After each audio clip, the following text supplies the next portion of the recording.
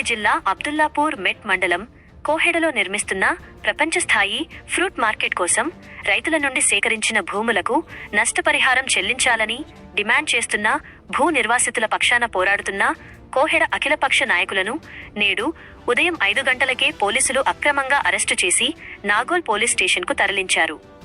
నేడు రాష్ట్ర ముఖ్యమంత్రి రేవంత్ రెడ్డి చేతుల మీదుగా జరగనున్న ఫ్రూట్ మార్కెట్ శంకుస్థాపన కార్యక్రమానికి ఆటంకం కలగకుండా ఉండేందుకు వీరందరినీ ముందస్తుగా అరెస్టు చేసినట్లు తెలుస్తోంది. అరెస్టు అయిన వారిలో కోహెడ గ్రామానికి చెందిన బీజేపీ సీనియర్ నాయకులు కందాల బల్దేవ్ రెడ్డి 53, 56 డివిజన్ల బీజేపీ అధ్యక్షులు ఎలిమినేటి నరసింహారెడ్డి, కొత్త రామ్రెడ్డి, మాజీ కౌన్సిలర్లు కరాడి శ్రీలత, అనిల్ కుమార్, బాలరాజ్, ధనరాజ్, మాజీ శాసనసభ్యులు మంచిరెడ్డి కిషన్ రెడ్డి, తుర్కాయంజాల్, రైతు సేవా సహకార సంఘం డైరెక్టర్ వంగేటి లక్ష్మారెడ్డి, మాజీ కౌన్సిలర్ కోండ్రు మల్లేష్, బుడ్డాబాబు, బిందు రంగారెడ్డి తదితర నాయకులు మరియు రైతు సంఘం ప్రతినిధులు ఉన్నారు. ఈ సందర్భంగా బీజేపీ సీనియర్ నాయకులు కందాల బల్దేవ్ రెడ్డి పోలీస్ స్టేషన్ నుండి మాట్లాడుతూ ప్రభుత్వం ఇప్పటికైనా భూ నిర్వాసితులకు తక్షణమే నష్టపరిహారం చెల్లించాలని డిమాండ్ చేశారు. ఈ మేరకు ఆయన ప్రభుత్వానికి వ్యతిరేకంగా నినాదాలు చేశారు.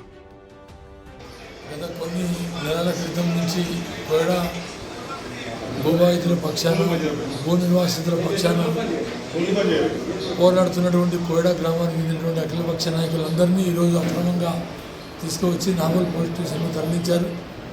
తరతరాలుగా చేస్తున్నటువంటి కోయడా భూములను ఈరోజు ₹1 కూడా నష్టపరిహారం ఇవ్వకుండా చేసినటువంటి సీఎం రేవంత్ రెడ్డి ప్రభుత్వం నశించాలని చెప్పేసి పెద్ద ఎత్తున కోయల్లో పోరాటం చేయడం జరుగుతుంది.